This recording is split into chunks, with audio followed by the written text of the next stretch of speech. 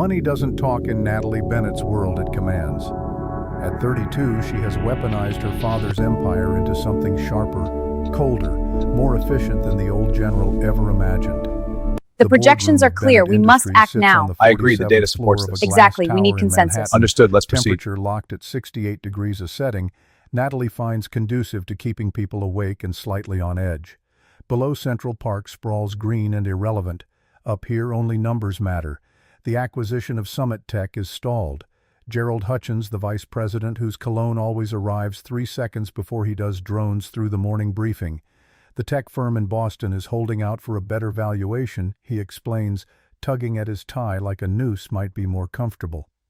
Natalie doesn't look up from her tablet. Cut the offer by 15%. They're bleeding cash. They'll sign by Friday. Gerald stammers. That's aggressive, Natalie. We might lose the deal entirely. She stands smoothing the charcoal Armani suit that cost more than most people's monthly rent. It's business, Gerald, not therapy. Meeting adjourned. Half of you are breathing too loudly anyway. The room empties fast. Her heels click a rhythmic warning against the marble as she strides toward her corner office, Isabella matching pace with a triple-shot espresso already extended. Your father is on line 1, Miss Bennett. Again. Natalie stops mid-stride, exhaling through her nose. Tell him I'm in a tunnel. Tell him I'm dead. I don't care. Isabella's voice drops to a whisper. He says it's about the arrangement for tonight. The espresso tastes like burnt obligation as Natalie snatches the phone. Father, I thought we discussed this. I don't do blind dates. I buy companies. I don't merge with strangers. General Thomas Bennett's voice carries the gravel and steel of a man who commanded thousands but struggles to command his only daughter. Natalie, you promised. 1 dinner. That's all I ask. You've spent 5 years turning yourself into a machine. You need perspective. I have perspective.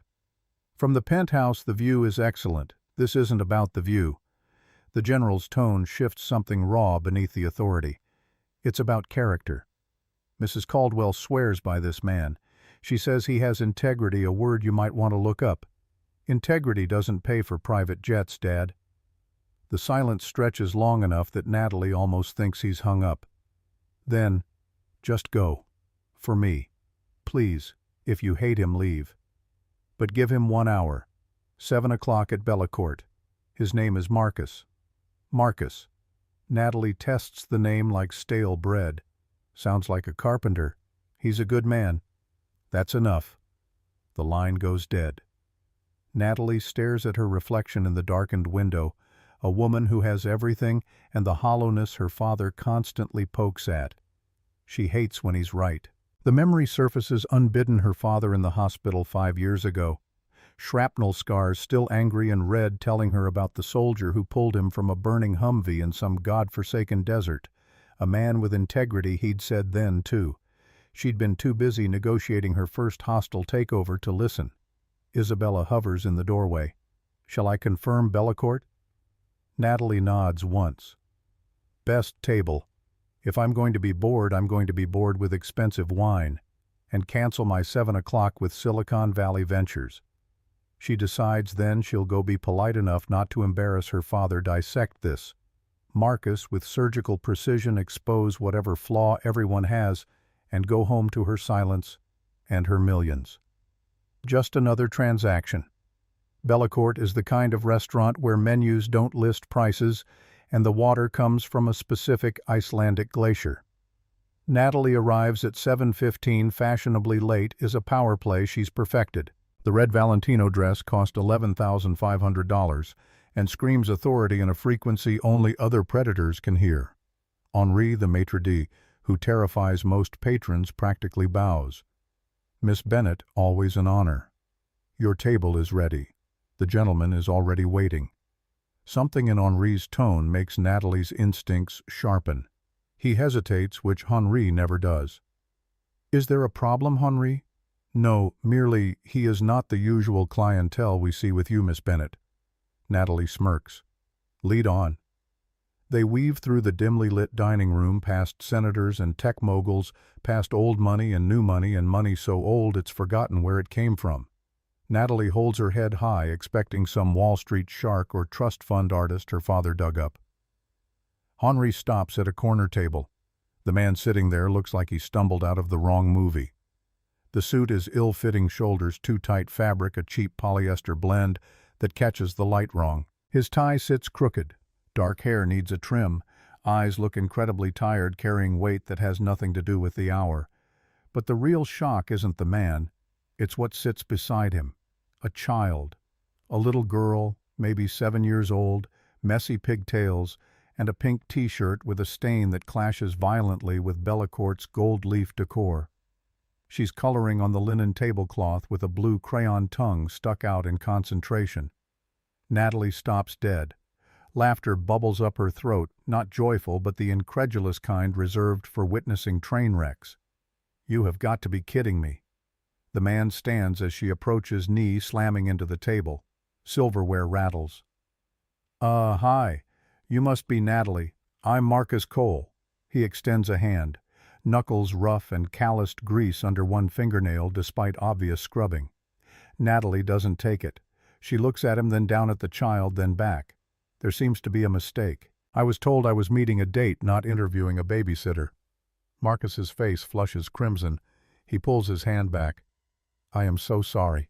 The sitter canceled last minute. I didn't have anyone else to call and I didn't want to stand you up. This is Emma."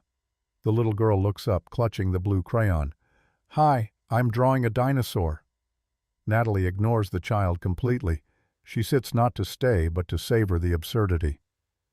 "You brought a child to Bellecourt. Do you know there's a 3-month waiting list for this table? I didn't know that."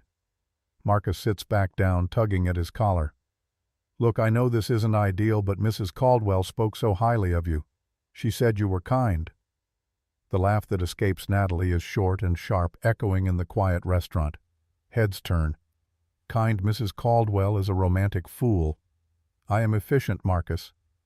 "And this," she gestures vaguely at his suit and daughter. "This is inefficient. I'm just a guy trying to make it work." Marcus's voice steadies something firming beneath the embarrassment.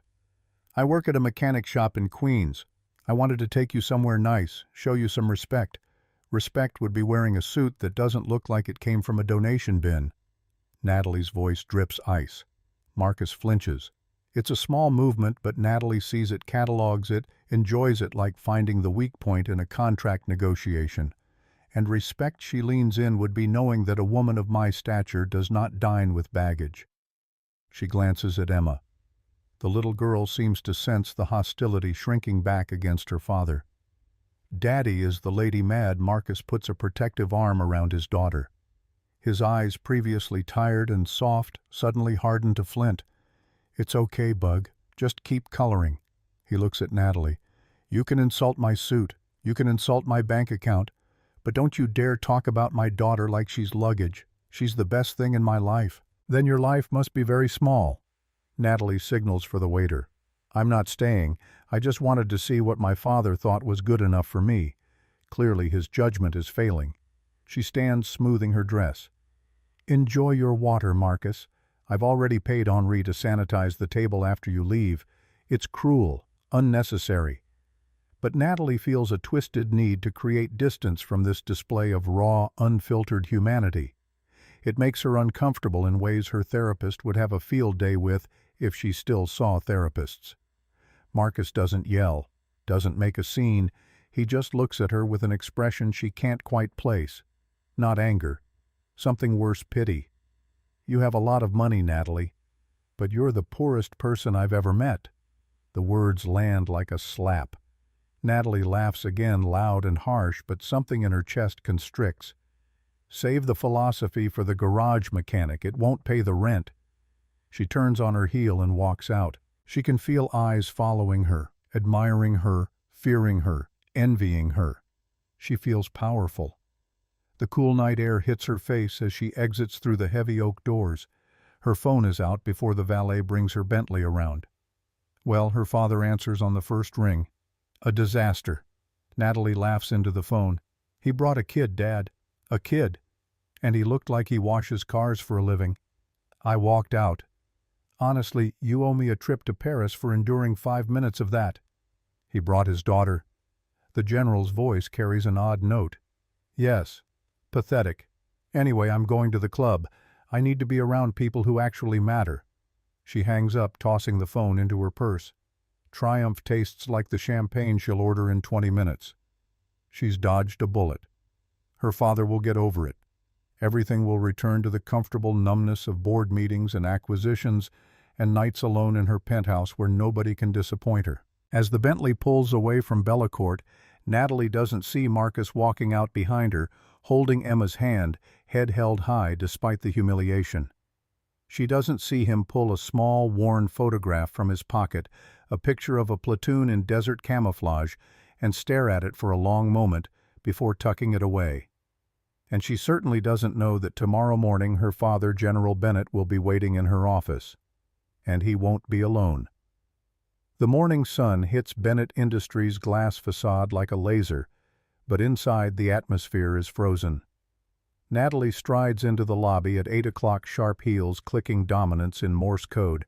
She's already fired a marketing VP via email during the ride over. The woman had used Comic Sans in a client presentation, which is basically corporate suicide and feels particularly invincible. The receptionist chirps a terrified good morning. Coffee black now. Natalie doesn't stop walking. The executive floor should be its usual hush of fear. Instead, she finds chaos. Isabella paces outside Natalie's office, pale as printer paper. Ms. Bennett. Thank God. I tried to text you, but what, Isabella? Did the stock dip? Did Silicon Valley Ventures walk? No, ma'am. Isabella's voice drops. It's your father. He's inside. And he's called an emergency board meeting. Natalie freezes mid-stride. Her father hasn't called a board meeting in 3 years. He's chairman emeritus, a title that means he's supposed to play golf and let her run the world. She pushes past Isabella and throws open the double mahogany doors. The room is full. Every single member of the board of directors sits around the long obsidian table, and at the head, her seat sits General Thomas Bennett. He's wearing his full-dress uniform, something he hasn't worn since his retirement ceremony. The medals on his chest gleam under fluorescent lights like accusations. But it's the man sitting to his right that makes Natalie's blood turn to ice. Marcus Cole. He's not wearing the cheap suit this time. He's in a grease-gray t-shirt and work boots, looking like he was dragged straight from under a car. He looks uncomfortable, large hands gripping the Italian leather chair's armrests as if expecting ejection at any moment. Father. Natalie's voice comes out tight. What is the meaning of this? And why is the help sitting at the board table? The room goes dead silent. Gerald Hutchins adjusts his glasses nervously. General Bennett stands. His eyes, usually warm when looking at his daughter, are cold and hard. The eyes of the man who led the 1st Armored Division into combat zones. Sit down, Natalie. I will not. This is my company. You gave me control. I gave you operational control. The general's voice booms, commanding. But I retain the moral authority, something you seem to have bankrupted. Natalie slams her briefcase onto the table. Is this about dinner? Are you seriously staging a corporate coup because I didn't want to eat pasta with a mechanic who brings a toddler to a 5-star restaurant? Marcus looks down at his boots, jaw clenching. The general's expression doesn't change. This is not about dinner. It's about the Bennett legacy. We build the future, that's our motto. But last night I realized you've forgotten who builds that future. It isn't the people in this room. It's the people who fix the engines, who pave the roads, who fight the wars that keep your oil prices stable. He gestures to Marcus. Mr. Cole is not here as your date. He is here as a consultant. Natalie lets out a harsh, incredulous laugh. Consultant. For what? Our janitorial staff, for the Project Sentinel contract. Natalie stops laughing.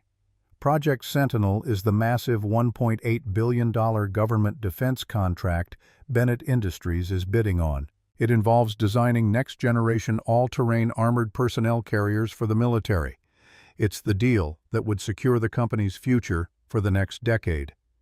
Mr. Cole runs a shop in Queens that specializes in retrofitting surplus military vehicles for civilian use. The general's tone brooks no argument. He knows more about how these machines fail in desert heat than any of our Ivy League engineers. This is a joke. Natalie spits the words. He's a grease monkey. He is the new lead consultant for the prototype phase. The general crosses his arms. And you, Natalie, will be his project manager. The room spins. I am the CEO. I don't manage prototypes. I manage billions, not on this project. The general's voice is granite.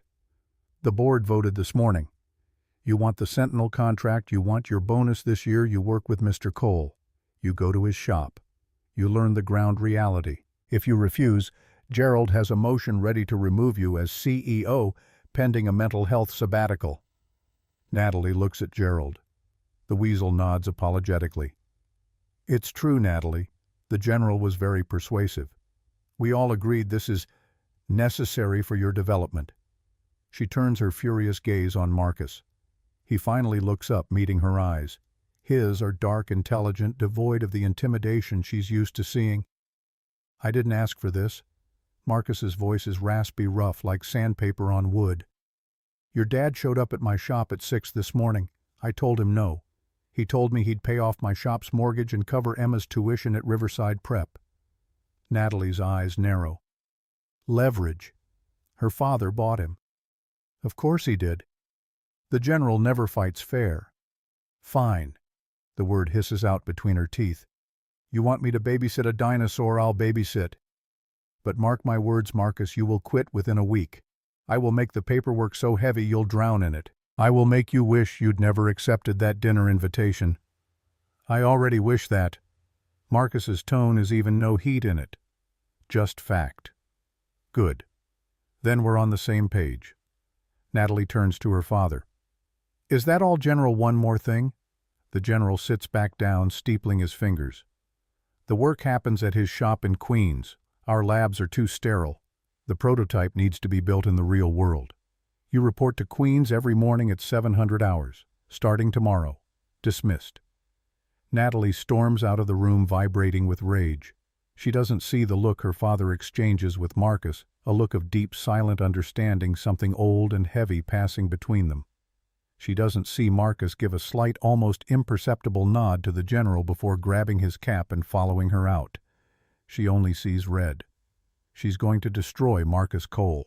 She's going to crush his little shop, humiliate him professionally, prove to her father that you can't mix diamonds with dust.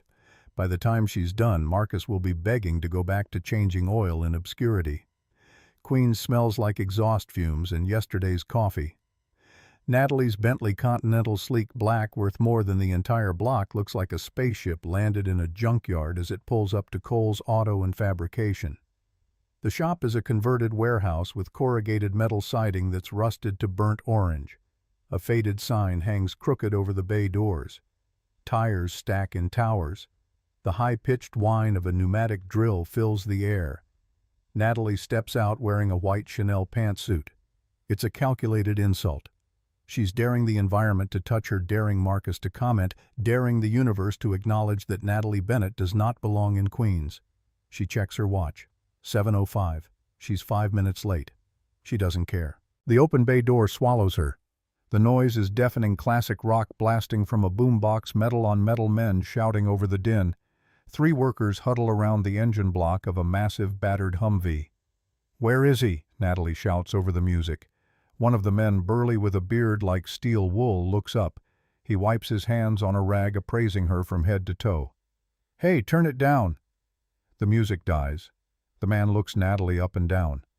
You must be the princess. Caleb's in the pit. I am Miss Bennett. She corrects him coldly. And tell him I'm here. I know he's here. A voice comes from the ground. Natalie looks down.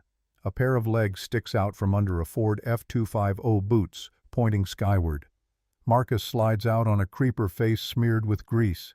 He stands wiping his forehead with the back of his arm, leaving a dark streak. He's wearing a tank top today, and Natalie is annoyed to notice he's incredibly fit, not gym-sculpted but work-hardened, muscles cored under his skin like steel cables. You're late. Traffic. The lie comes smooth. Let's get this over with. Where's the prototype? I need to inspect the specs and sign off on liability waivers before you touch anything. We don't do waivers here. Marcus walks over to a workbench covered in blueprints held down by wrenches. And the prototype isn't here yet. Your dad sent over the chassis of the failed version from last year, the one your top engineers built. He points to a heap of twisted metal in the corner. That thing is a death trap. The suspension's too stiff. The armor plating's too heavy on the front axle. If an IED hit the rear, the whole thing would flip like a toy. I'm stripping it down, rebuilding from scratch. Natalie walks over, wrinkling her nose at the smell of oil and sweat. That design was approved by MIT graduates Marcus. I doubt a mechanic from Queens knows better than PhDs in physics. Physics works different in a textbook than it does in a sandbox. Marcus grabs a wrench, examining the failed chassis. Look, Miss Bennett, you can stand there in your white suit and judge me, or you can make yourself useful and hand me that torque wrench. I am not your assistant. No. You're the project manager. Managing the project means helping the team. Pass the wrench. Natalie stares at him. He doesn't blink. It's a standoff, and she realizes with creeping irritation that he's not going to back down. The man with the steel wool beard is watching. The other two workers have stopped to observe. She will not be humiliated in a garage in Queens, but she also won't give him the satisfaction of refusing. Natalie walks over, picks up the wrench heavier than it looks, and hands it to Marcus without a word. His fingers brush hers as he takes it. Calloused warm. Thanks. A small door to the side office opens and Emma runs out. She's wearing a backpack bigger than her torso, pink, with cartoon characters Natalie doesn't recognize. Daddy, the bus is here. Marcus's entire face transforms. The hard edges soften. He drops the wrench and kneels. Hey, Bug, you got your lunch? Yes, and I put an extra cookie in for you. Marcus smiles, genuine, full of warmth, and kisses her forehead. Thanks, sweetie. Go on. Mrs. Rodriguez is waiting outside. I'll pick you up at 3. Emma turns and sees Natalie. Her eyes go wide, recognition flooding her small face. It's the mean lady. Marcus stiffens. Emma, go to the bus. But she go. Now. Emma scurries away. Marcus stands, turning to Natalie, and his eyes are blazing with something dangerous. If you say one word to her, just one word that makes her feel less than I don't care who your father is, I will throw you out of this shop myself. Natalie feels a flicker of something unfamiliar. Shame, maybe. It's fleeting, quickly replaced by defensiveness. I have no interest in your child, Marcus. I'm here for business. Good. Then let's talk business. The morning is torture. Marcus ignores Natalie's attempts to bureaucratize the process. When she asks for a Gantt chart, he points to a whiteboard with scribbles. When she asks for a budget forecast, he hands her a stack of receipts from a scrapyard held together with a binder clip. But as the hours pass, Natalie begins to notice things. She watches how Marcus commands his crew. The big man is Big Mike, a former Marine with hands like sledgehammers, and a surprisingly gentle way with the hydraulic systems. Sal is 30, quick-witted, always with a joke, but laser-focused when the torch comes out for welding. Javier is the youngest, 22, quiet, brilliant with anything electronic. Marcus doesn't yell, doesn't threaten. He speaks in shorthand, anticipating problems before they happen. Sal, check the differential on that axle. It's going to whine at 50 miles an hour. Javi, don't weld that bracket yet. The alloy needs to cool or it'll crack under stress. He's brilliant, rough, unpolished, but brilliant. Natalie has run companies, negotiated billion-dollar deals, but she's never seen someone command a team with this kind of instinctive precision. There's no ego in it, just competence. Around noon, a black sedan pulls up outside. Natalie recognizes it immediately, the polished chrome, the tinted windows. A man in a sharp gray suit steps out and her stomach drops. Graham Pierce, CEO of Pierce Defense Systems, Bennett Industries' biggest rival for the Sentinel contract. What the hell is he doing here? Pierce walks into the shop, ignoring the grime eyes fixing on Marcus. Mr. Cole, a pleasure to finally meet the man behind the reputation.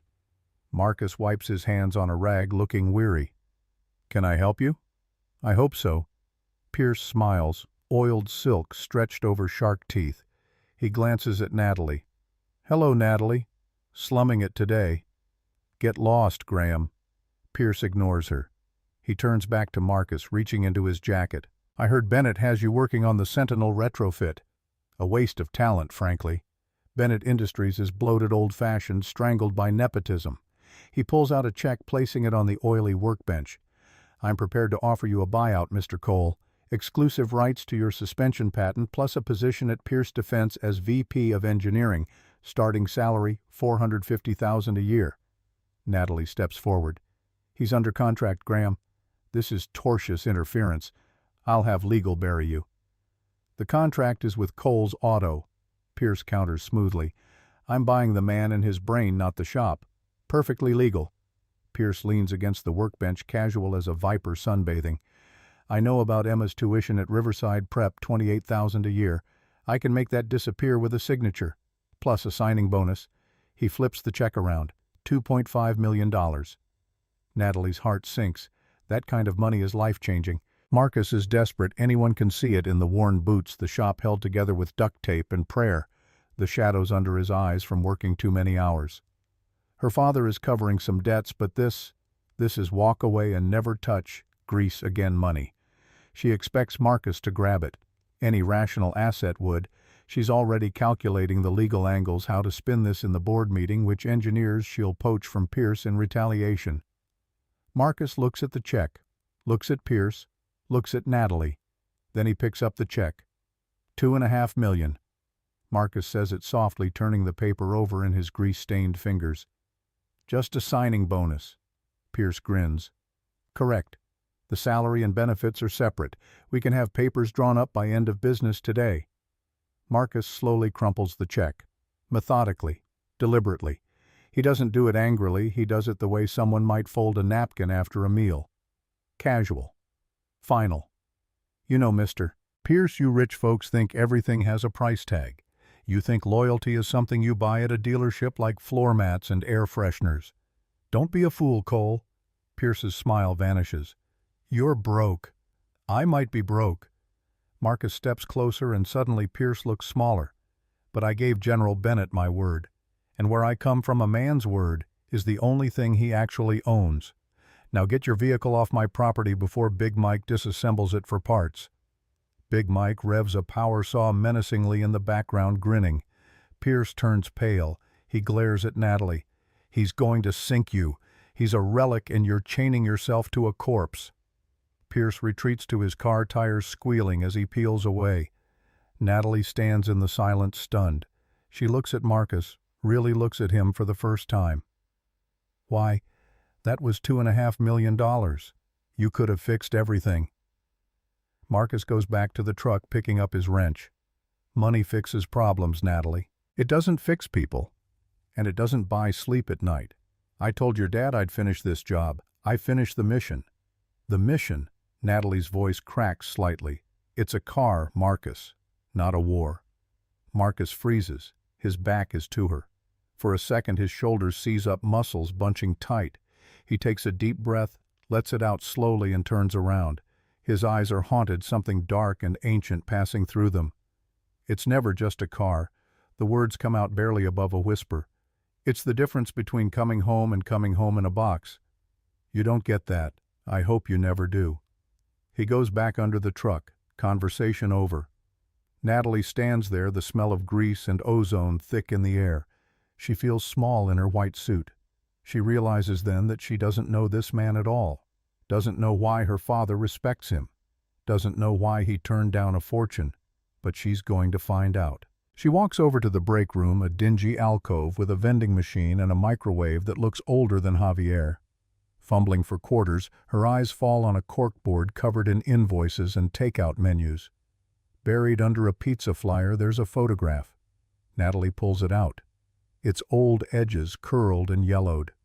A group of soldiers stand in front of a tank in the desert, young and dusty and smiling despite everything. In the center arm around a much younger Marcus, who's grinning wide, is a man Natalie recognizes instantly, her father. But he's not a general in the photo.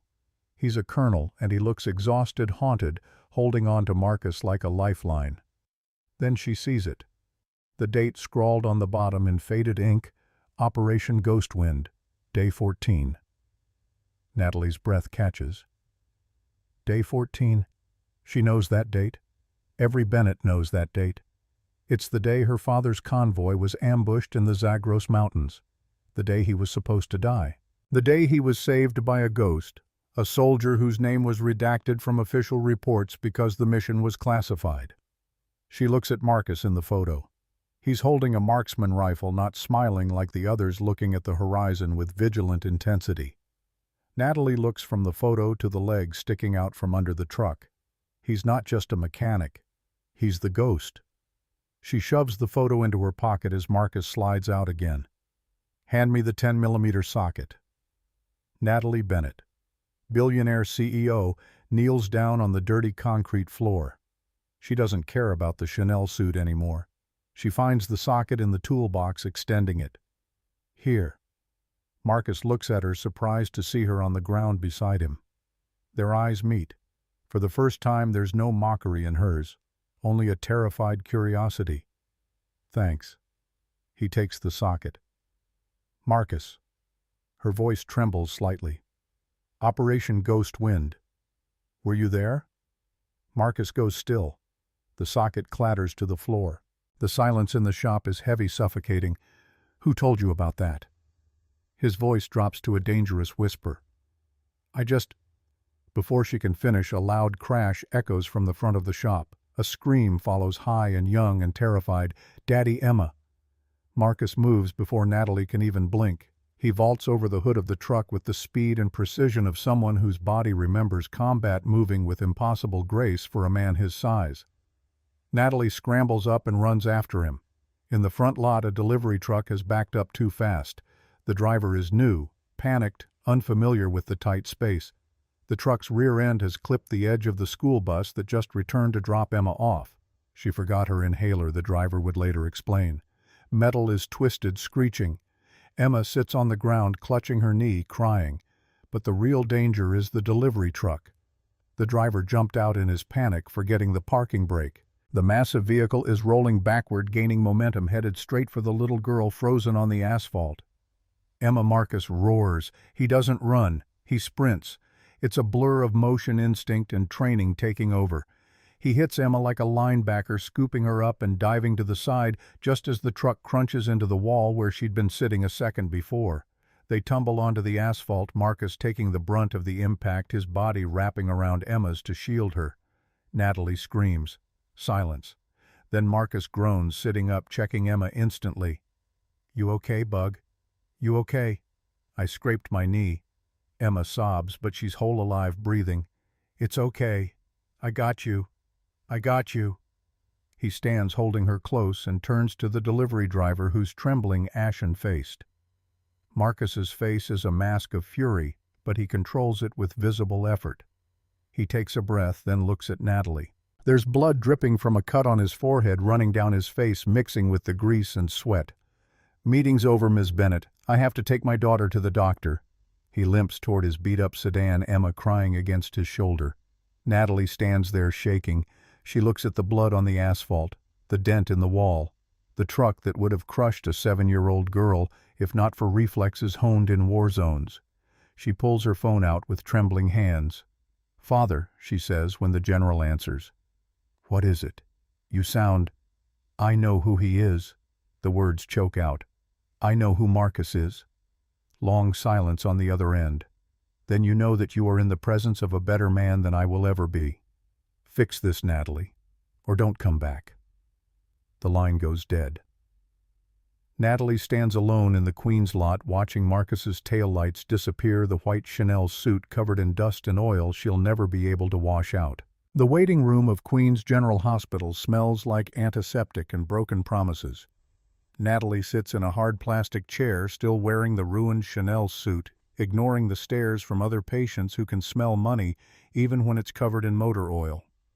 She followed Marcus's sedan here 40 minutes ago, watching him carry Emma through the emergency entrance like she weighed nothing, blood still dripping from his own forehead.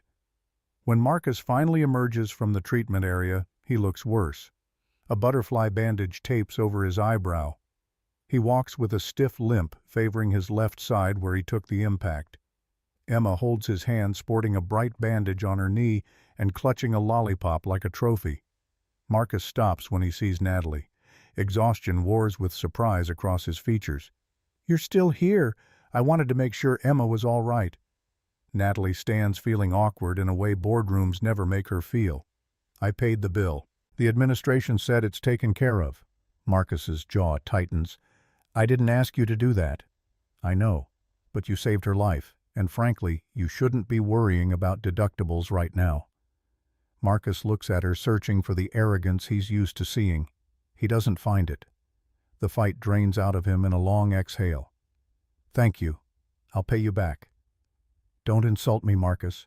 Consider it a business expense keeping the lead consultant focused." For the first time, a small smile tugs at the corner of Marcus's mouth. "Right. Consultant. I spoke to my father while you were in there." Natalie's voice drops, conscious of Emma listening. "He told me about the Zagros Mountains. He told me why you don't like to be called a hero." Marcus looks away, eyes focusing on the scuffed linoleum floor. "Your father talks too much. He said you carried him 6 miles with shrapnel in your leg. He said you refused the Silver Star because you said you didn't save everyone. Why are you fixing cars in Queens, Marcus? You could be running private security firms. You could be a millionaire 10 times over with your skill set." Marcus looks at Emma, who's busy trying to unwrap her lollipop with one hand, the other still gripping her father's fingers. "Because machines make sense, Natalie. You fix them, they work. People break. And sometimes you can't put them back together. I wanted a quiet life for her." He gestures to Emma. "No guns, no salutes, just oil changes and school runs." "Well, you don't have a quiet life right now." Natalie straightens her blazer. "You have a deadline. The military trials are in 4 weeks, and if we don't get that prototype running, Graham Pierce wins. And men like Pierce don't care who comes home in a box." Marcus's expression hardens, the soldier surfacing. "Let's go. I have an idea about the transmission." They return to the shop, and for the next 5 days the dynamic shifts like tectonic plates. Natalie doesn't sit in the office. She rolls up her sleeves, literally, not metaphorically. The Chanel suits give way to dark jeans and practical button-downs that still cost more than Sal makes in a week, but at least don't scream investment banker.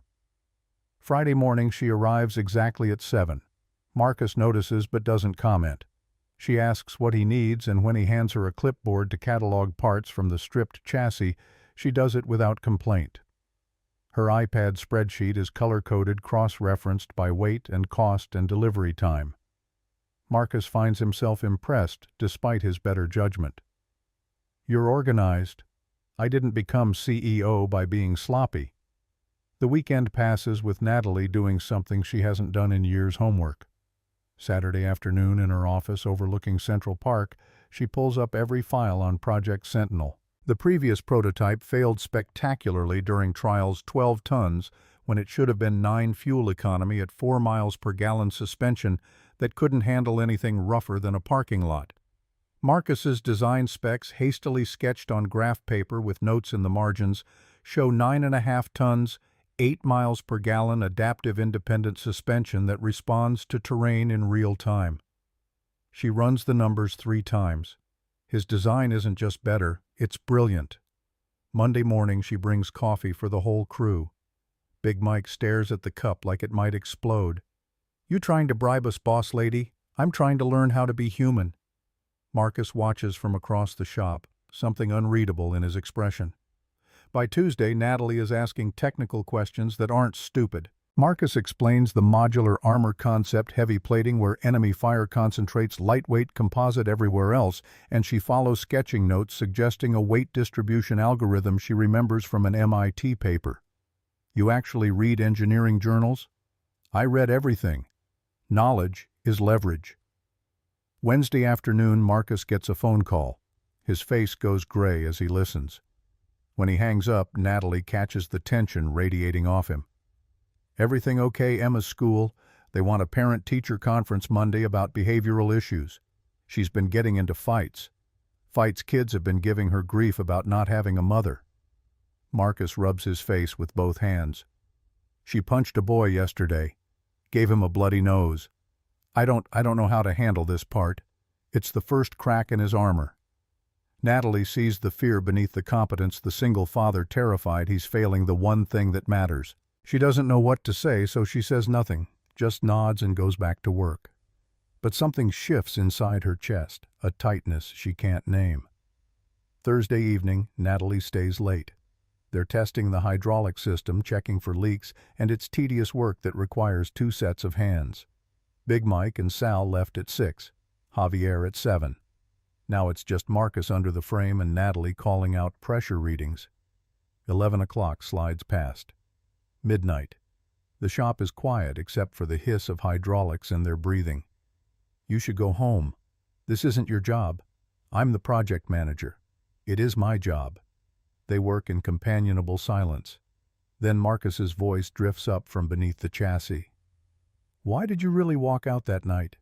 At Bellacourt, Natalie's hand stills on the pressure gauge. Honest answer. Yeah, because I was terrified. Of what me? Of you being real.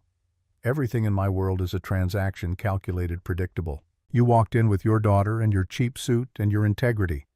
And I didn't know what to do with that, so I defaulted to what I know: cruelty. And now I think I was an idiot. Their eyes meet across the shop floor, her standing by the gauges, him sliding out on the creeper. The moment stretches heavy with something neither of them is ready to name. Marcus breaks it first. We should finish this circuit. Friday afternoon, Emma arrives after school. Natalie is still there, having worked through lunch troubleshooting an electrical short.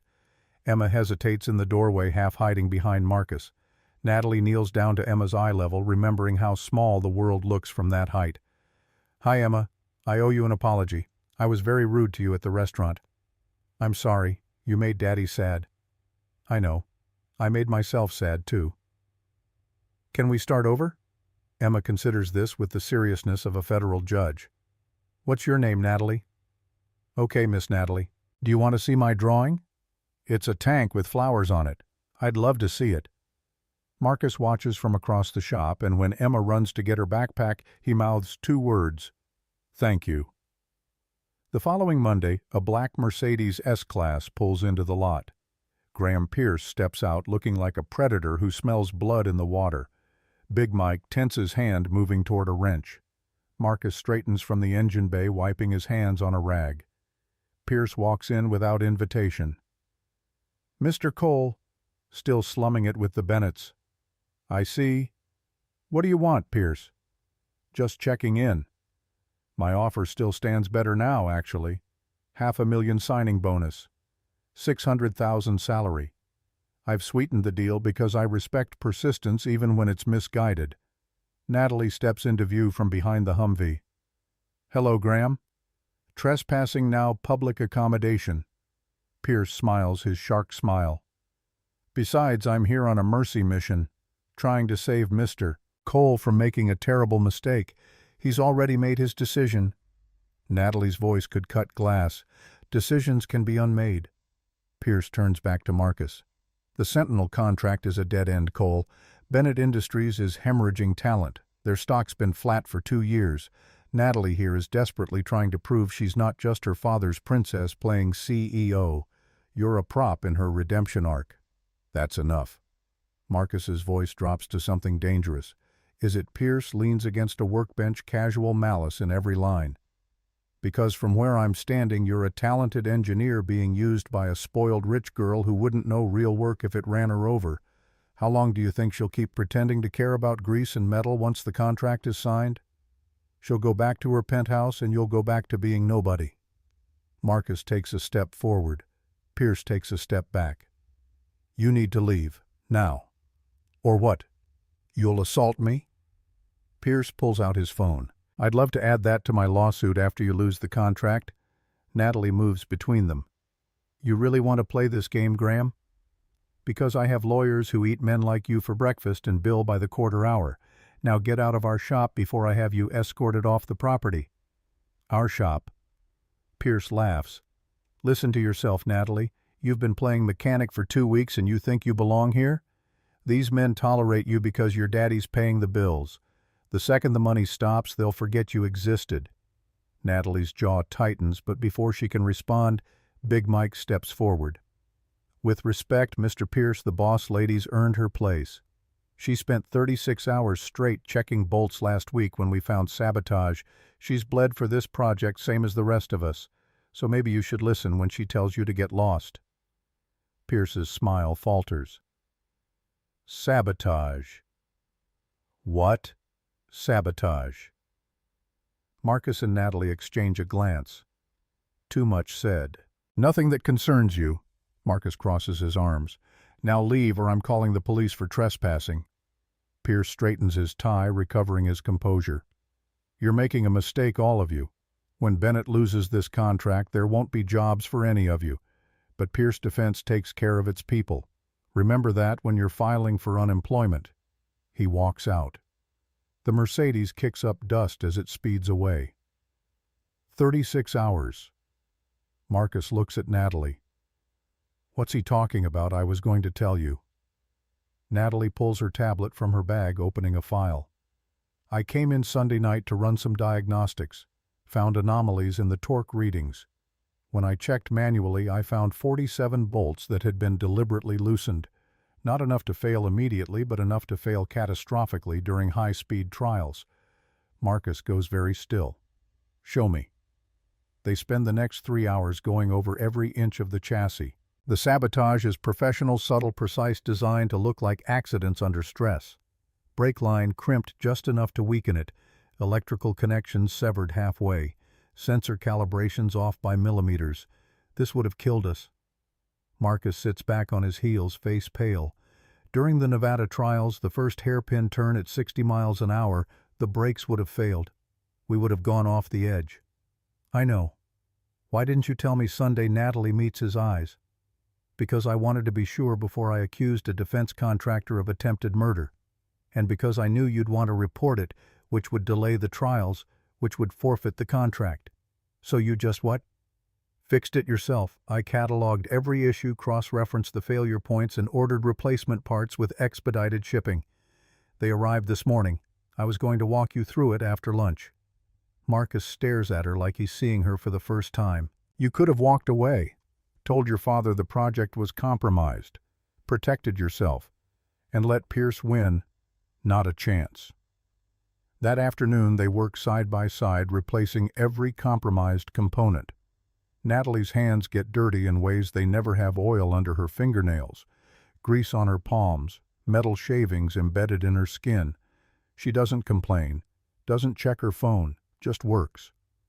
Around 6, Emma arrives with Mrs. Rodriguez, the neighbor who watches her after school. She's carrying a plastic container. Daddy, Mrs. Rodriguez made empanadas. She said you need to eat. Marcus straightens, wincing at the stiffness in his back. Tell Mrs. Rodriguez she's a saint. Emma looks at Natalie. There's an extra one for Miss Natalie if she's still here. Something cracks in Natalie's chest. I'm still here, sweetie. Thank you. They eat sitting on the floor of the shop, backs against the Humvee tires passing around the container. Big Mike and Sal drift over. Javier finishes soldering and joins them. It's the most informal meal Natalie's had in a decade, and also the best. This is what he meant. The thought surfaces unbidden. When Marcus said people break and machines make sense. This connection, this trust is what breaks. And it's terrifying because you can't control it with spreadsheets or leverage or money. The week blurs into a rhythm. Natalie arrives at 7, leaves at 8 or 9 at night. Tuesday, they install the new suspension system. Wednesday, they calibrate the sensors. Thursday, they run initial stress tests. The frame holds beautifully Marcus's design, proving itself in metal and torque. Friday evening, they're testing the electrical system when Natalie's phone rings. Her father. I heard about the sabotage. How bad? But we caught it. We're fixing it. Good. The general's voice carries an odd note. And how are you doing? I'm fine, Dad. That's not what I asked. Natalie looks across the shop at Marcus, who's explaining something to Javier with animated hand gestures, grease streaking his arms. I'm learning a lot. That's what I hoped. The general pauses.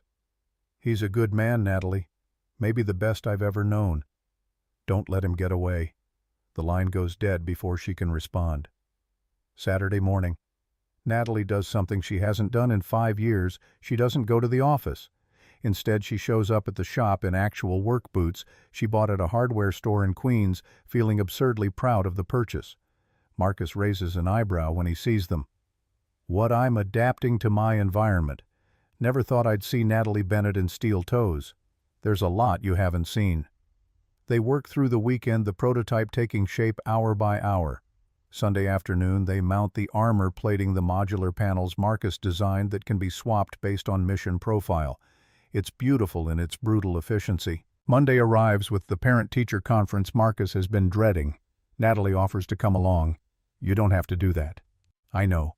But maybe 2 of us advocating for Emma is better than 1. The conference is brutal. Mrs. Patterson. Emma's teacher sits across from them in a too-small chair designed for 7-year-olds, explaining that Emma has become aggressive, withdrawn, defiant. She's fighting with classmates, refusing to participate in group activities. Her grades are slipping. She needs counseling. Mrs. Patterson folds her hands. Perhaps a child psychologist who specializes in grief and single-parent households. Marcus's jaw works. She's not grieving. Her mother left when she was 2. She doesn't remember her. Then perhaps she's grieving the idea of a mother. The teacher's tone is gentle but firm. The other children have mothers. Emma is aware of the absence. I'm doing everything I can. Marcus's voice cracks slightly. I'm there for her. I make breakfast. I pack her lunch. I help with homework. I read to her every night. I'm not questioning your dedication, Mr. Cole. But perhaps Emma needs people to stop telling her she's broken. Natalie surprises herself by speaking. She's a 7-year-old girl processing the fact that the world isn't fair. That's not pathology. That's intelligence. Mrs. Patterson blinks. I'm sorry, you are a family friend. Natalie softens her tone. Look, I understand you're concerned, but maybe before we label a child as troubled, we address why the other children think it's acceptable to bully someone for not having a mother. Maybe the problem isn't Emma. Maybe it's that she's the only one responding appropriately to cruelty. The teacher opens her mouth, closes it, opens it again. I'll speak to the other students about inclusive behavior. Thank you. Outside in the parking lot, Marcus leans against his truck. That was thank you. You didn't have to defend her like that. Yes, I did. Natalie looks at him. Because she's right to be angry. The world is unfair. And people who tell you to smile through unfairness are usually the ones benefiting from it. Is that what you learned in business school? That's what I learned being my father's daughter in a world that wanted me to be decorative instead of competent.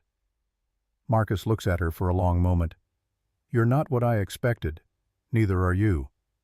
Tuesday morning brings a crisis. The differential housing that Marcus ordered from Detroit Precision Manufacturing arrives damaged, cracked during shipping. Without it, the prototype can't handle the torque load. The trials are 3 weeks away. I can machine a replacement. Marcus examines the broken part. But it'll take 10 days minimum. We don't have 10 days. What if we bypass the manufacturer? Natalie pulls out her phone. I know a fabrication shop in Pennsylvania that owes Bennett Industries a favor. They specialize in custom military-grade components. Can they turn it around in a week? If I pay triple for priority production and overnight shipping? Yes. That's going to cost, I don't care what it costs. We need that part. She makes the call. $12,000 for the part, $8,000 for expedited production, $6,000 for overnight freight. $26,000 to solve a problem that shouldn't exist.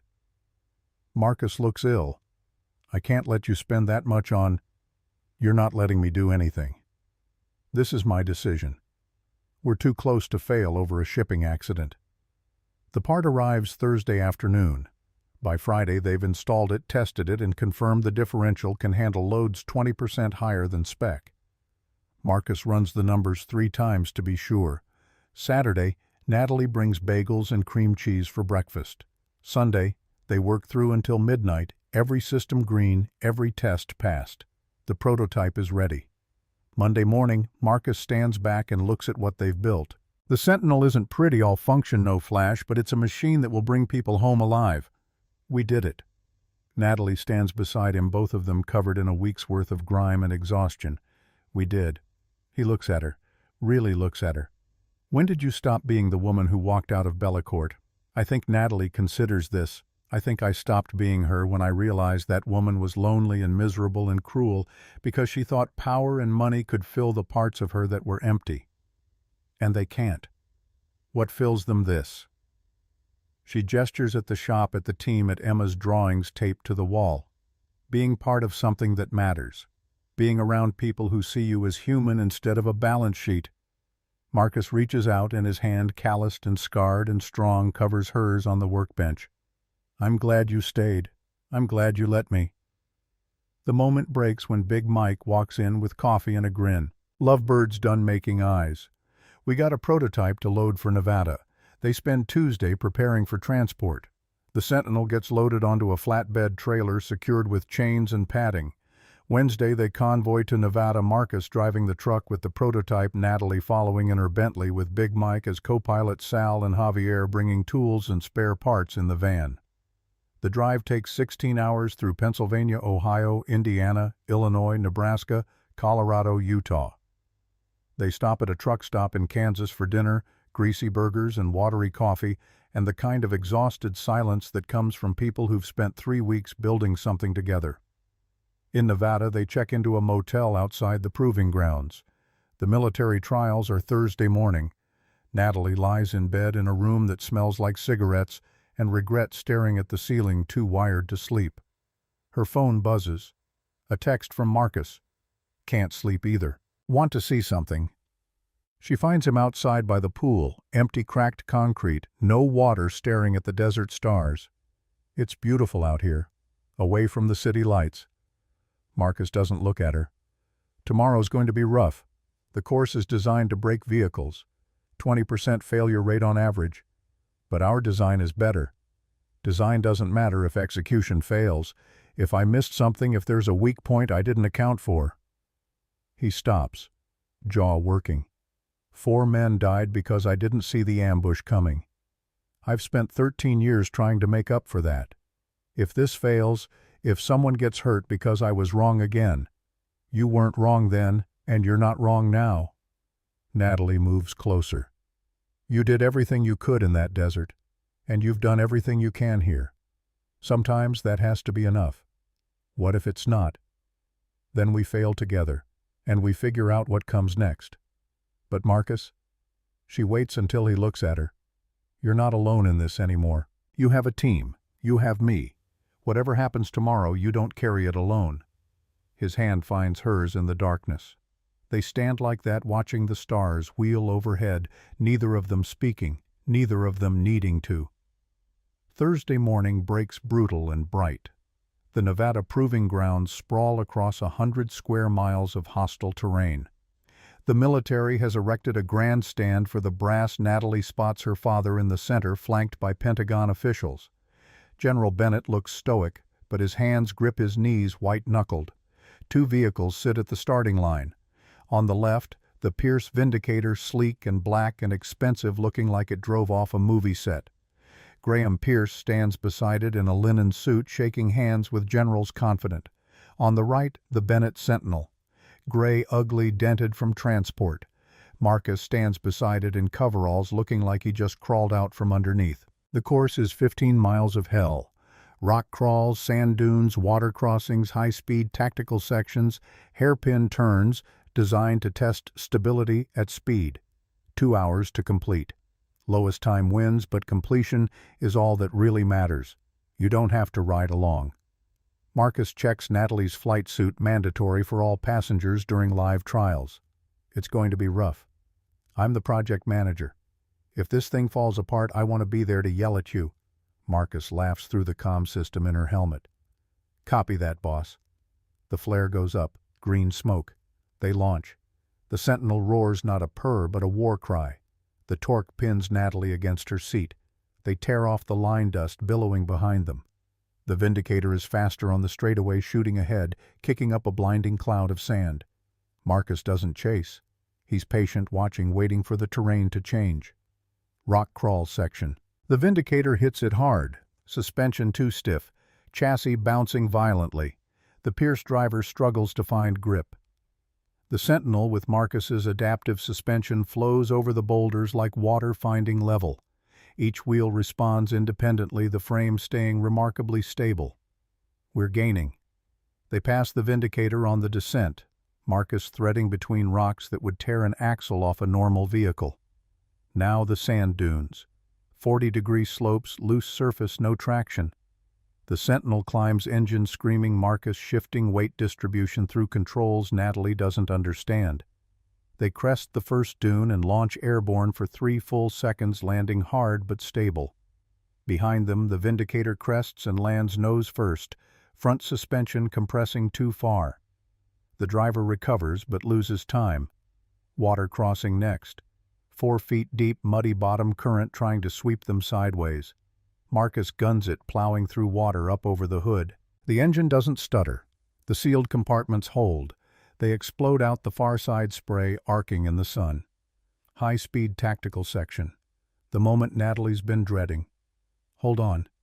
This is where it gets interesting. The speedometer climbs. 60, 70, 80 miles per hour over terrain that looks like the surface of Mars. The cabin shakes, rattling Natalie's teeth, but the Sentinel holds Marcus's design, proving itself in metal and momentum. The Vindicator surges up beside them. The Pierce driver looks over, then swerves. He's trying to clip us. I see him.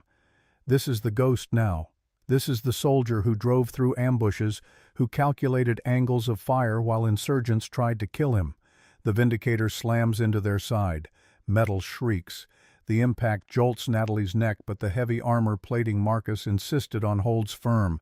He's pushing us toward the ravine. To their right, the track drops off into a dry riverbed, a 20-foot drop to rocks and death. Marcus doesn't steer away. He steers into the Vindicator using the Sentinel's weight, 9.5 tons of purpose-built machinery. The Vindicator wobbles suspension, protesting. He's got a weak tie rod. Marcus's voice is eerily calm. I saw it on the line. Too thin for this weight class. Marcus slams them into the Vindicator again. Harder, the shriek of metal on metal. Then crack. The Vindicator's front right wheel buckles, the tie rod shearing clean. The vehicle spins out of control, doing a full 360 before plowing into a sandbank, steam erupting from the engine. Target neutralized. Marcus guns the engine. They roar across the finish line, dust and glory in their wake, 1 minute 40 seconds ahead of target time. They drift to a stop in front of the grandstand. Silence. Absolute. Then the military officials erupt into applause. Natalie unbuckles with shaking hands. She looks at Marcus, sweaty and dusty and bleeding slightly where his helmet rubbed his healing forehead. He looks back and grins, wide, genuine, victorious. Not bad for a mechanic, huh? Not bad at all. They climb out. The heat hits like a physical force, but it feels like triumph. Graham Pierce is running toward the judges, screaming about illegal maneuvers and attempted murder. Natalie ignores him. General Thomas Bennett walks down from the stand. He ignores Pierce completely, walks straight to the battered, dusty Sentinel, looks at the vehicle for a long moment. Then he looks at his daughter. It held. It fought. Natalie wipes dust from her face. Marcus built a fighter. The general turns to Marcus. Marcus stands at attention, muscle memory taking over. Mr. Cole, the Pentagon is already asking for specs. They want 5,000 units, full production contract. It's a good truck, sir.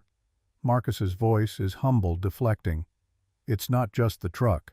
The general's voice cracks, barely perceptible. And then it happens. General Thomas Bennett, the Iron General, the man who commanded divisions who never showed weakness, steps back, squares his shoulders, looks Marcus Cole in the eye, not as a superior to a subordinate, but as a man to the person who saved his life. He salutes, slow, crisp, absolute respect. The entire grandstand goes silent. The officers see the general, realize who Marcus must be. The rumor of the Ghost has circulated in military circles for years, classified, but whispered. One by one the colonels and majors stand. One by one they salute too. Marcus stands, frozen eyes shimmering. Slowly he raises his hand and returns the salute, 13 years of refusing recognition finally accepted. Natalie watches tears streaming down her face, cutting tracks through the dust. She sees the man in the dirty coveralls, the single father, the mechanic. And she realizes that all her billions, all her towers and power mean nothing compared to this moment. The applause dies down. Graham Pierce marches up flanked by lawyers. This is a farce. He rammed my driver. This is assault. I'm suing Bennett Industries. I'm suing Cole. I'll bury you both. You're not suing anyone, Graham. Natalie steps forward and the adrenaline is fading, replaced by the cold steel of the CEO who doesn't lose. Excuse me, Natalie pulls a small device from her pocket, a black box with a magnet attached. This is a remote frequency jammer. It interferes with electronic braking systems. I found it attached to our chassis with a magnet right after the race. She holds it up. I'm guessing if we trace the serial number, it links back to a shell company you own. Want to bet Pierce's face goes white. That's you can't prove I'm Natalie Bennett. I can buy the factory that made this subpoena shipping logs and have you indicted for industrial sabotage and attempted murder before lunch. Or, she tilts her head, you can drop your bid, resign from Pierce Defense and admit the better machine won. Pierce looks at the general, at Marcus, at the jammer, turns and walks away without another word, shoulders hunched, beaten. Marcus looks at Natalie, impressed. You had a jammer? Natalie opens her hand, showing him. It's just a relay switch from our glove box. I bluffed. Marcus throws his head back and laughs, the sound rich and deep and free. You're terrifying. I prefer formidable. She takes his arm. Come on, partner. Let's go get a burger. I know a place in Vegas. Cheap, greasy, 0 Michelin stars. Lead the way, soldier. The diner off the Vegas Strip serves coffee that tastes like burnt ambition and burgers that drip grease onto wax paper. Marcus, Natalie, Big Mike, Sal, and Javier cram into a booth designed for 4, celebrating with food that costs less than the gas it took to drive here. The fluorescent lights buzz overhead and nobody cares that Natalie Bennett, net worth $4.2 billion, is eating a $5 cheeseburger with her hands. Big Mike raises his coffee mug. To the boss lady. Welcome to the team. Natalie's throat tightens unexpectedly. To the team that taught me what real work looks like. They eat and laugh and tell stories about the close calls during the build. Sal describes the time Natalie accidentally welded her sleeve to a bracket. Javier recounts when she cursed in 3 languages after shocking herself on a loose wire. Marcus stays quiet, smiling, watching Natalie fit into his world with an ease that still surprises him. Around 9, they head back to the motel. Big Mike, Sal, and Javier peel off to their rooms, exhausted and victorious.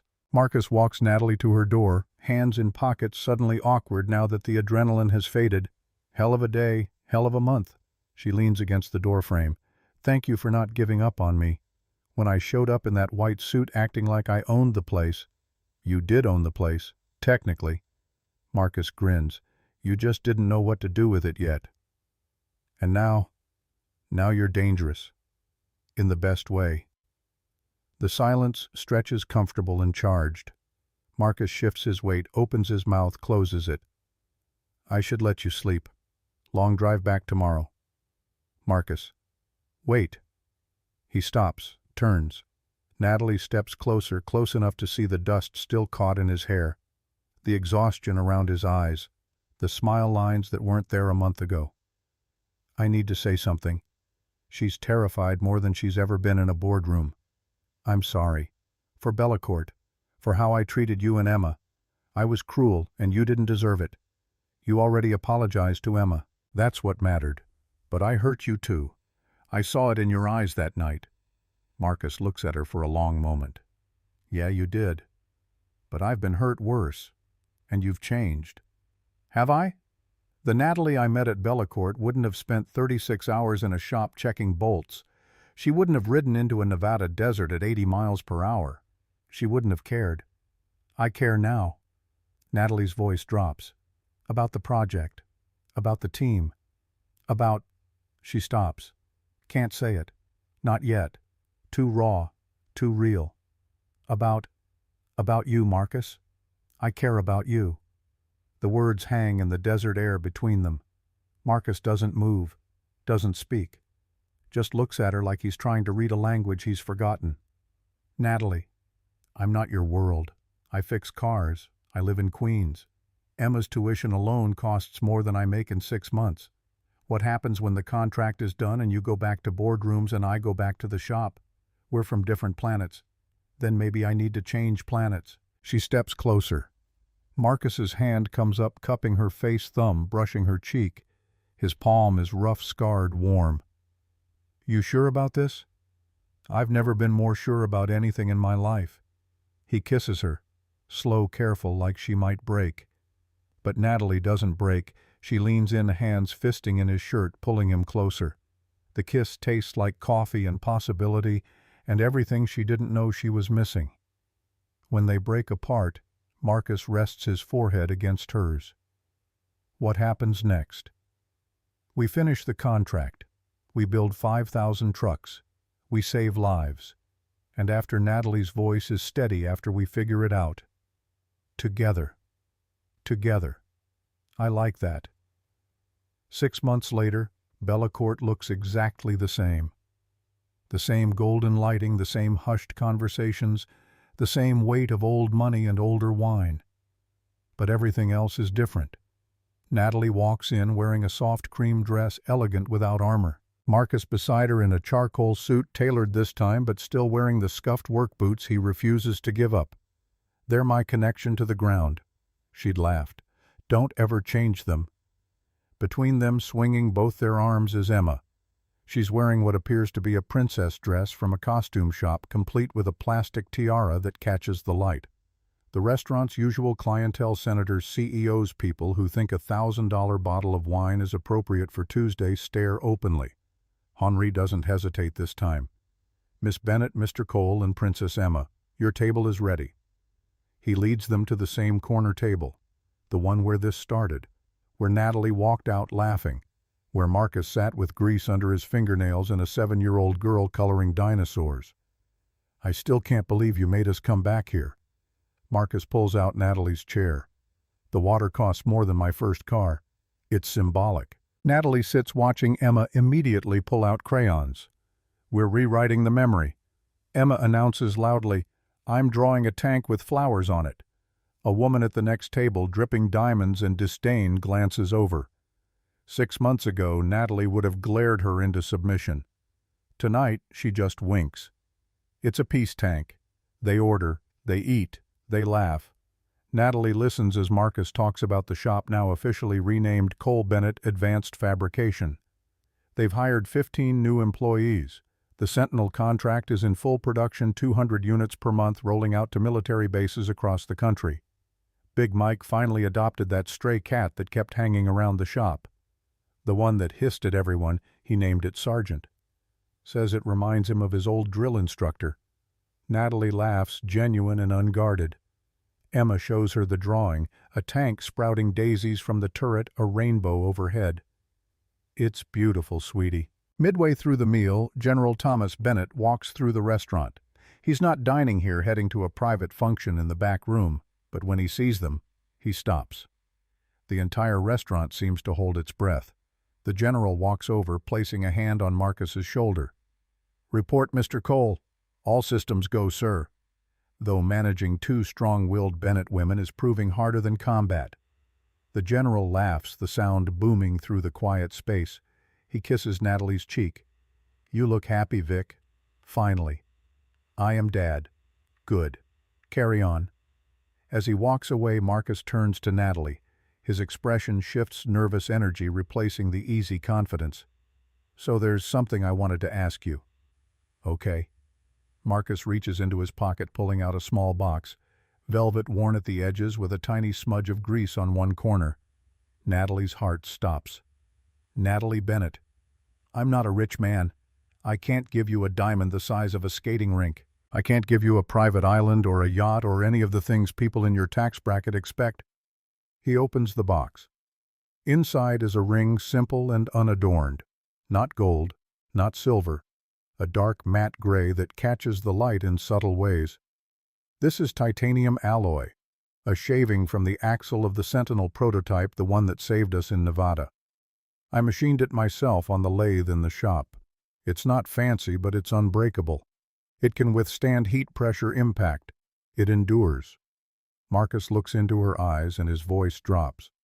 That's what I want to offer you. Not a transaction, not a merger. Something that endures. Will you take a gamble on a mechanic?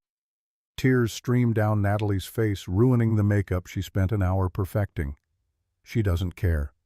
Doesn't care that people are watching, that Henri is probably scandalized, that her mascara is creating dark tracks down her cheeks. I don't want a diamond. Her voice breaks. I want the man who builds things that last. Marcus slides the ring onto her finger. It fits perfectly, the metal warm from his pocket. Natalie looks at it. Industrial, unglamorous, the most beautiful thing she's ever owned. Emma looks up from her drawing. Does this mean Marcus is staying forever? Forever, sweetie? Natalie pulls Emma into a hug, the little girl squealing with delight. Marcus leans across the table and kisses Natalie. The kiss tastes like expensive wine and cheap promises kept, like everything she thought she wanted and everything she actually needed. Henri, watching from across the restaurant, wipes a tear from his eye. He signals the waiter. Champagne, the vintage reserve, on the house. 1 year later, Bennett Industries looks different. The temperature in the boardroom is 72 degrees warmer, more human. Natalie's office has photographs now. Marcus and Emma at Coney Island, the team standing in front of the first production Sentinel, her father in full dress uniform at the retirement ceremony. Gerald Hutchins presents a quarterly report proposing an aggressive acquisition strategy. The target company is struggling, and Bennett Industries could acquire them for 30% below market value. What's the human cost? Gerald. Who loses their job? Well, approximately 200 positions would be redundant after integration. Then, no. Natalie closes her tablet. We find another way. We don't build empires on broken families anymore. Propose a partnership structure instead. We provide capital and expertise, they maintain autonomy and workforce. Come back to me with those numbers. The board exchanges glances. This, Natalie, the one who considers people before profit, still surprises them. But they've seen the results. Employee retention up. Productivity up. Stock price climbing steadily as Bennett Industries becomes known as a company that builds things that last. After the meeting, Natalie drives to Queens. The shop is unrecognizable from a year ago. Cole Bennett Advanced Fabrication now occupies 15,000 square feet. 40 employees work across 3 shifts. The sign out front is New Professional, but the corrugated metal siding remains. Marcus refused to change it. Authenticity can't be bought with a fresh coat of paint. Natalie parks next to Marcus's truck, the same beat-up F250 he's driven for a decade, refusing her offers to replace it. She walks in wearing jeans and a Bennett Industries polo shirt, steel-toed boots scuffed from actual use. Big Mike grins when he sees her. Boss lady. You here to steal our foreman, just borrowing him for lunch. Marcus slides out from under a Humvee, face smeared with grease, grinning. Give me 5 minutes to clean up. Take your time. I'll help Javi with that sensor array. She does. Natalie Bennett, CEO of a Fortune 500 company, spends 20 minutes troubleshooting an electrical short while Javier explains the problem. She suggests a bypass solution he hadn't considered. It works. You're getting good at this, boss lady. I had excellent teachers. Marcus emerges from the office, face scrubbed, wearing a clean shirt. They drive to the diner 3 blocks over their spot now, where the waitress knows their order before they sit down. How was the board meeting? Contentious, but productive. We're shifting strategy from hostile acquisitions to strategic partnerships. Gerald nearly had an aneurysm, but the numbers support it. Look at you changing corporate culture 1 meeting at a time. I learned from the best. Natalie steals a fry from his plate. Speaking of which, the Cole Veterans Rehabilitation Center is fully operational. We had our first graduating class last week. The center, Natalie's project, occupies the former Pierce Defense Systems factory. After Graham Pierce resigned in disgrace and the company collapsed, Natalie bought the property for pennies on the dollar. But instead of tearing it down or converting it to Bennett Industries use, she created something else. The Cole Veterans Rehabilitation Center offers free training to veterans in skilled trades: welding, fabrication, mechanics, electrical work. Marcus teaches a Saturday morning class on engine repair. Big Mike runs the welding program. Sal handles hydraulics. Javier teaches electronics. How many graduated? 16. Marcus's voice carries quiet pride. All 16 have job offers. 3 are joining us at the shop. 5 went to Detroit Precision Manufacturing. The rest scattered to shops and factories across the tri-state area. That's what matters. Not the bottom line, not the stock price. People coming home from war and finding purpose. You sound like a bleeding heart. I sound like someone who married a man who taught me that wealth isn't measured in dollars. Mrs. Cole. Still getting used to that. You better. I had it engraved on the titanium. They finish lunch and Marcus drives back to the shop. Natalie continues to her office in Manhattan for afternoon meetings. It's Tuesday, one of her 3 office days. Wednesday and Friday she works from Queens, handling conference calls from the small office in the shop, spreadsheets open, while the sound of pneumatic tools provides soundtrack. Her assistant Isabella still marvels at the transformation. A year ago you would have fired someone for breathing wrong. Now you're running a non-profit for veterans. People change, Isabella. Sometimes they just need the right reason. That evening, Natalie leaves the office at 6, unheard of a year ago. She drives to Queens to the modest 2-story house 3 blocks from the shop. Marcus bought it 8 years ago, stretching himself thin, desperate to give Emma a yard and a good school district. When Natalie moved in after the wedding, she offered to buy them something bigger.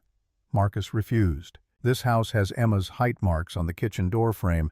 It has memories. We're not leaving. So Natalie had the kitchen renovated, the roof repaired, the basement finished into a workshop where Marcus tinkers on weekends. But the height marks remain a pencil-line history of a little girl growing up. Emma runs to the door when Natalie arrives. Mom. I got an A on my science project. Mom. Emma started using it 3 months ago, tentative at first, testing if Natalie would accept it. Natalie had cried for an hour, overwhelmed by the gift of that single syllable. That's wonderful, sweetie. What was the project? Simple machines. I built a pulley system to lift heavy objects with minimal force. Dad helped with the engineering. Of course he did. Natalie hugs her tight. Show me. Emma drags her to the dining room table covered in string wood blocks and a small motor salvaged from an old toy.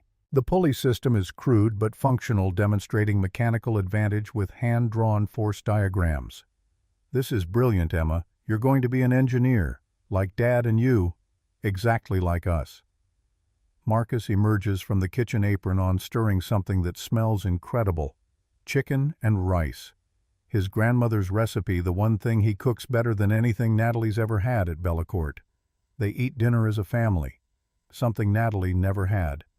Growing up, her father always deployed or working meals eaten alone with staff hovering. Now she sits at a scratched wooden table with mismatched chairs, listening to Emma talk about her day, watching Marcus smile at his daughter's enthusiasm, feeling whole in ways her penthouse never provided. After dinner, they help Emma with homework fractions, which she hates. Then bath time, then reading time. Natalie curls up on Emma's bed while Marcus reads from a book about a girl who builds a robot to help with chores. Emma falls asleep halfway through, head on Natalie's shoulder. They tuck her in, turning on the nightlight shaped like a star. In the hallway, Marcus pulls Natalie close. You're good at this, the family thing. I'm learning, from both of you. They retreat to the living room. Marcus has a beer. Natalie has wine. They sit on the couch watching something mindless on TV, her feet in his lap, his hand absently rubbing her ankle. I need to tell you something. Natalie mutes the television. The board approved my proposal for a new initiative. What kind of initiative? Technical scholarship program. Full tuition, room and board for students from low-income families pursuing engineering degrees. Preference given to children of single parents and veterans. Marcus sets down his beer. Natalie, we're calling it the Emma Cole Scholarship. First class starts next fall.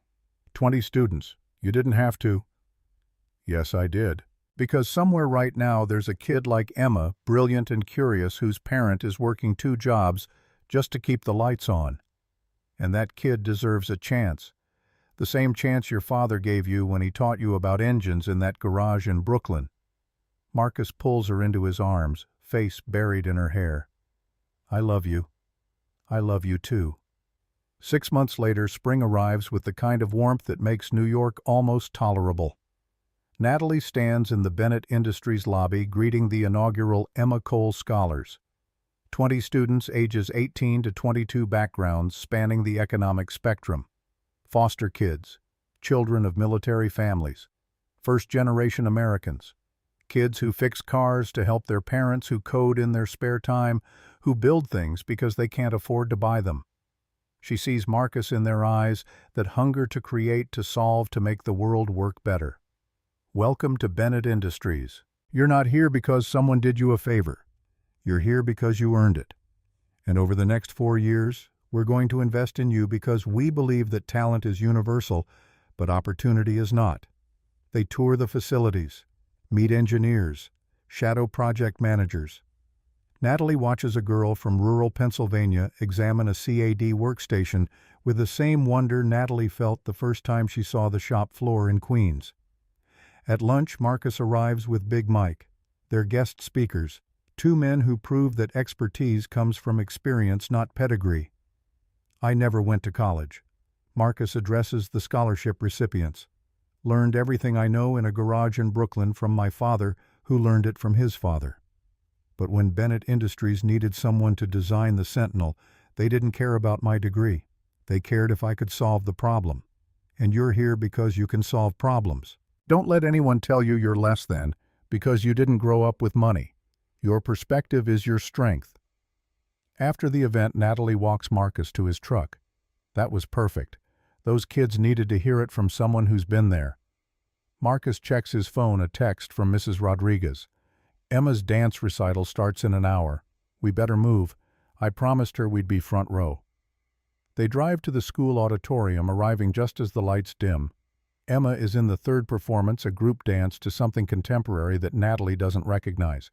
Emma spots them in the audience, face lighting up, waving so enthusiastically she nearly knocks over the girl next to her.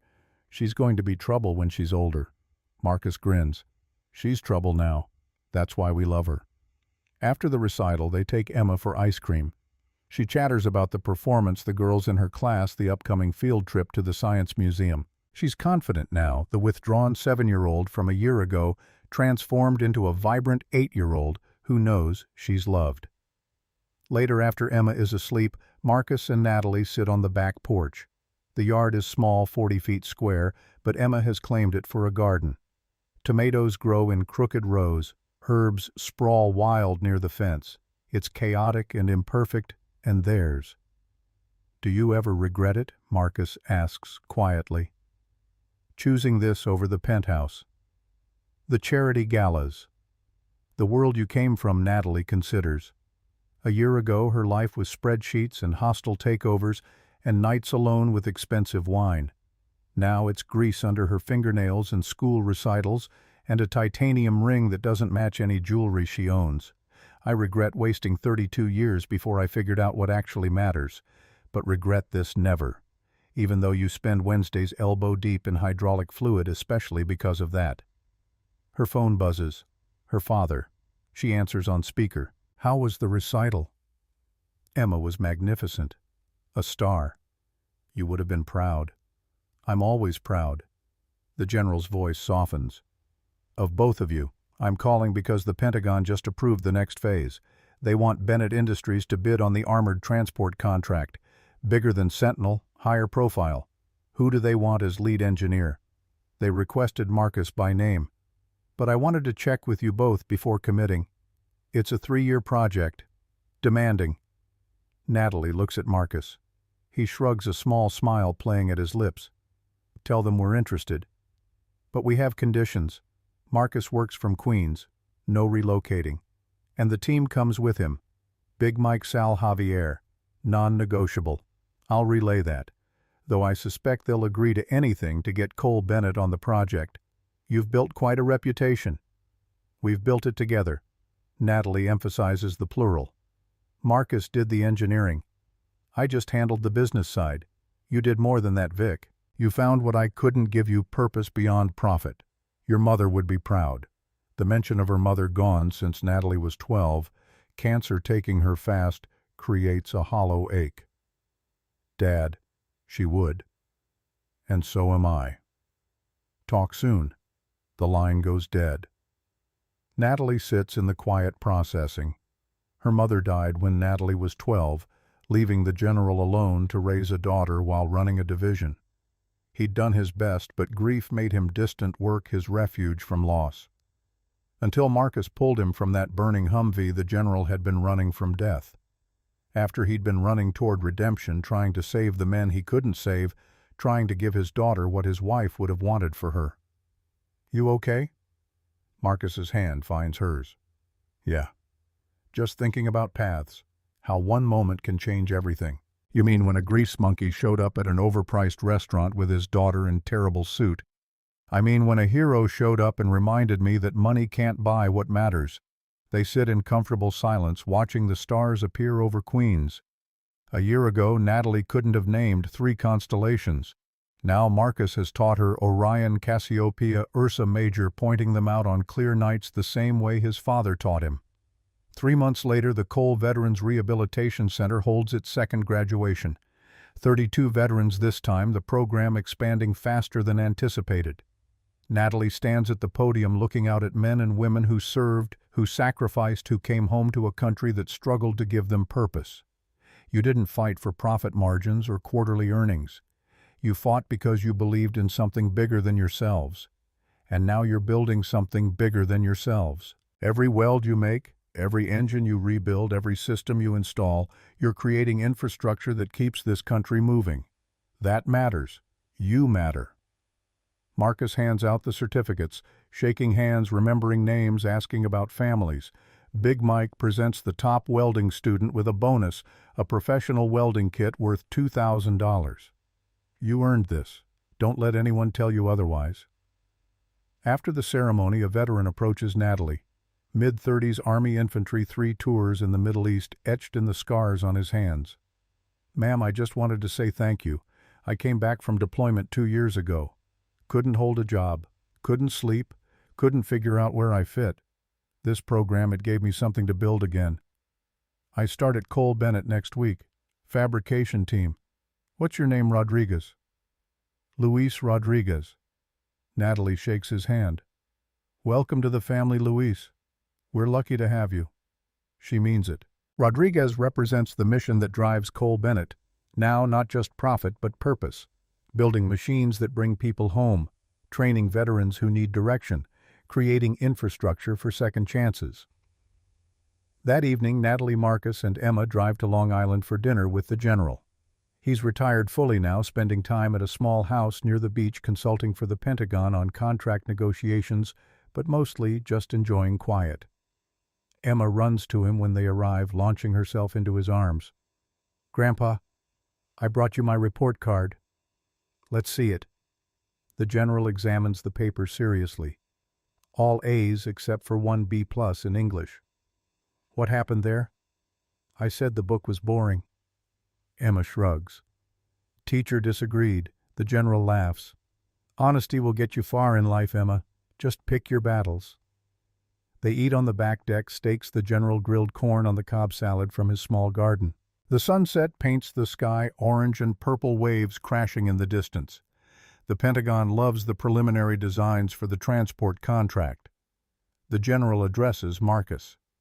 They're calling it the most innovative approach to armored logistics in 20 years. It's a good design, but it's untested. Won't know if it works until we build and trial it. That's what they said about Sentinel. And now those vehicles are saving lives in 3 continents. Trust your process, son. Son. The general started using that 6 months ago, the word slipping out naturally. Marcus had frozen the first time, eyes shimmering. Now he just nods, accepting the kinship. After dinner, the general pulls Natalie aside. Walk with me. They stroll along the beach, shoes off, sand cool between their toes. The general is quiet for a long time, just walking, listening to the waves. Your mother would be so proud of who you've become. Natalie's throat tightens. I wish she could see it. Emma. Marcus. The scholarship program. She sees it. The general's voice is certain. Wherever she is, she sees. And she's proud. Not because you're successful, but because you're happy. That's all she ever wanted, for you to find what makes you happy. I didn't think happiness was supposed to look like this. Natalie gestures vaguely. A mechanic shop in Queens, a scholarship program, titanium rings instead of diamonds. Happiness rarely looks like we expect. It looks like what fills the holes we didn't know we had.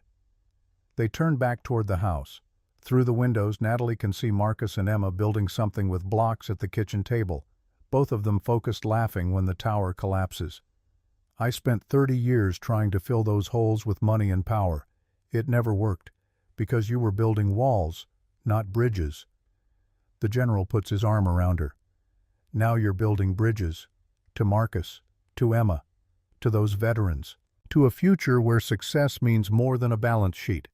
That's legacy, Natalie. That's what lasts. Inside, Emma has convinced Marcus to play a board game. Natalie joins them, sitting cross-legged on the floor, moving her piece around the board, arguing playfully about the rules. The general watches from his chair, a book in his lap, a smile on his face. This is what he fought for in those deserts. Not oil, not policy. This family around a table, laughter filling a house, a granddaughter who will grow up knowing she's loved. 2 years later, Bennett Industries unveils the new armored transport codenamed Fortress. The design phase took 18 months, prototype build another 6. Now they stand in a warehouse in New Jersey. Press and military officials assembled, watching as the massive vehicle rolls out for the first time. It's bigger than Sentinel, 12 tons of modular armor, amphibious capability, room for 8 personnel plus equipment. Marcus designed it with the same philosophy: bring people home alive. Natalie stands at the podium, Marcus beside her. They present together now, her handling the business case, him explaining the engineering. Traditional armored transports sacrifice mobility for protection. The Fortress achieves both through adaptive systems that respond to threat environments.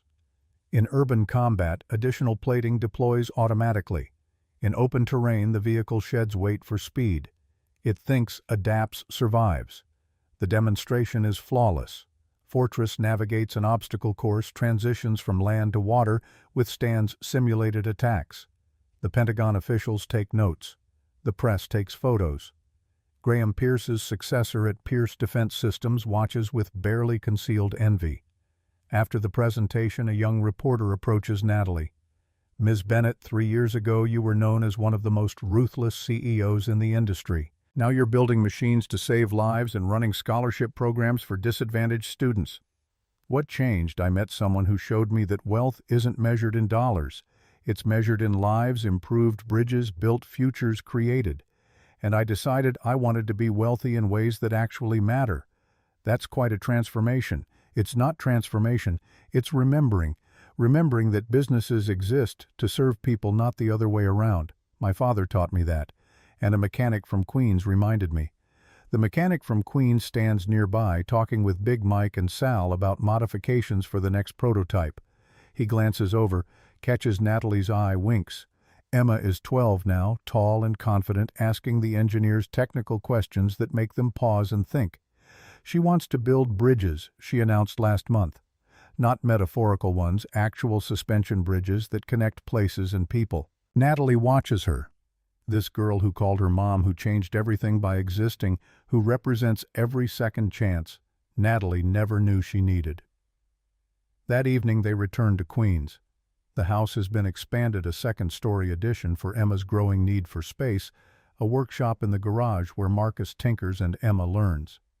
But the kitchen door frame still has the pencil marks, a history of growth measured in inches. Dinner is simple: pasta, salad, bread. Emma talks about the science fair project she's planning. Marcus discusses the Fortress refinements, with Natalie sketching ideas on a napkin. It's ordinary and perfect and everything. After Emma goes to bed, Natalie and Marcus sit on the back porch. The garden has grown. Emma's project expanded into raised beds, vegetables and flowers coexisting in organized chaos. "Do you ever think about what would have happened if I hadn't walked out of Bellacourt?" If I'd stayed for that dinner, we wouldn't be here. Marcus is pragmatic. You needed to walk out so you could see what you were walking away from. Sometimes you have to lose something to understand its value. I didn't lose you, though, despite trying really hard. You're persistent, I'll give you that. Natalie leans against him, his arm coming around her shoulders. Above them the stars wheel in their eternal patterns. Orion rising, Cassiopeia setting, the universe indifferent to human struggles, beautiful in its constancy. I love you, Marcus Cole, grease monkey, genius, hero, father, husband, all of it. I love you, Natalie Bennett, CEO, engineer, mother, partner, all of it. 5 years after that first disastrous dinner at Bellecourt, Natalie stands in the same boardroom where her father once staged his intervention. But this time she's not defending herself. She's announcing her succession plan. Effective in 6 months, I'll be transitioning to chairman of the board. Day-to-day operations will be handled by a new CEO, someone who understands that profit and purpose aren't mutually exclusive. The board murmurs.